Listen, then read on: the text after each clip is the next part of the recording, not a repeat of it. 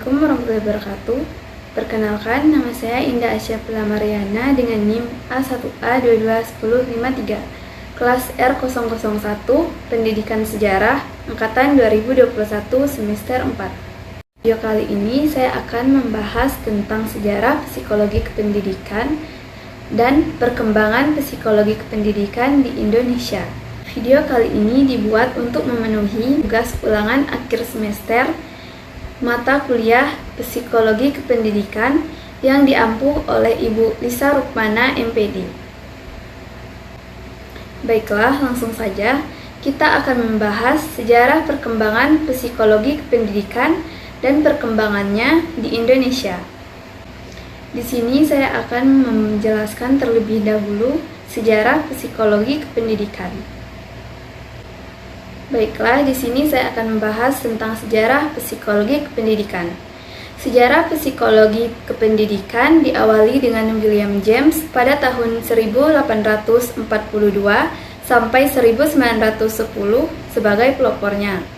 Gagasan James mengenai psikologi pendidikan adalah bahwa psikologi pendidikan cenderung membahas tentang perilaku dan kebiasaan individu dalam bertahan hidup menggunakan pengalaman jiwa. Baik, itu tadi sejarah singkat mengenai psikologi kependidikan. Selanjutnya, kita akan membahas tentang perkembangan psikologi kependidikan di Indonesia. Di Indonesia sendiri, psikologi mulai berkembang pada tahun 1952. Psikologi di Indonesia diperkenalkan oleh seorang profesor psikiater dari Universitas Indonesia yang bernama Profesor Slamet Imam Sentoso. Di tahun tersebut, Bapak Slamet Imam Sentoso ditunjuk sebagai ketua jurusan psikologi di Indonesia, khususnya di Universitas Indonesia, sebagai jurusan psikologi pertama di Indonesia. Lulusan pertama dari jurusan psikologi adalah Bapak Fuad Hasan pada tahun 1958.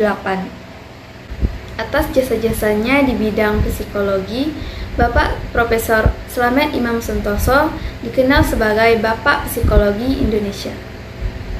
Atas jasa-jasanya di bidang psikologi, Bapak Profesor Slamet Imam Sentoso dikenal sebagai Bapak Psikologi Indonesia.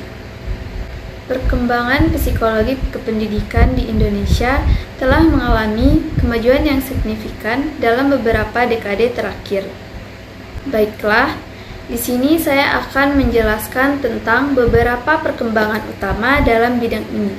Pertama, peningkatan kesadaran akan pentingnya psikologi kependidikan.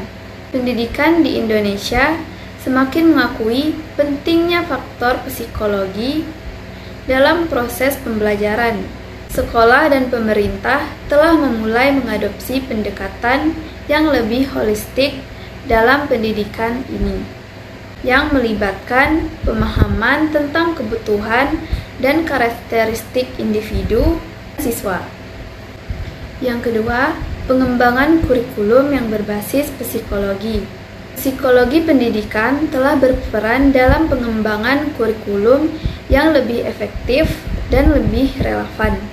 Pendekatan pembelajaran yang berpusat pada siswa dan pendekatan pembelajaran aktif telah diperkenalkan dalam upaya meningkatkan partisipasi dan motivasi siswa. Selanjutnya, yang ketiga, peningkatan penelitian dalam psikologi kependidikan. Banyak penelitian dalam bidang psikologi pendidikan telah dilakukan di Indonesia.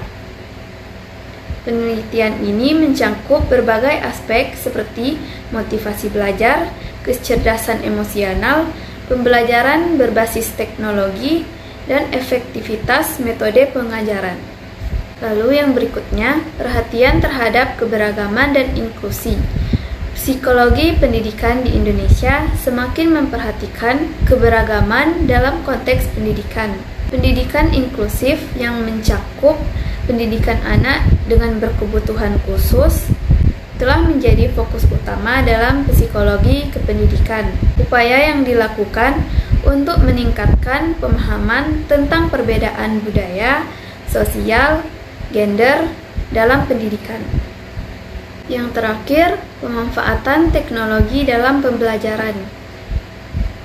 Perkembangan teknologi informasi dan komunikasi telah memberikan dampak signifikan pada psikologi pendidikan. Penggunaan teknologi dalam pembelajaran, seperti pembelajaran jarak jauh, dengan penggunaan aplikasi pendidikan telah menjadi tren yang berkembang pesat saat ini.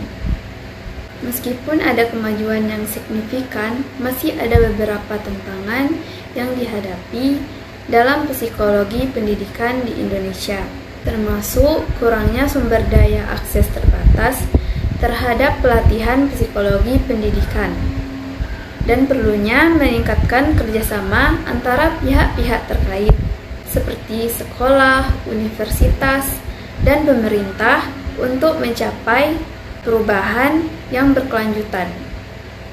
Itu tadi penjelasan saya tentang sejarah psikologi pendidikan dan perkembangan psikologi pendidikan di Indonesia. Sampai di sini dulu video saya kali ini.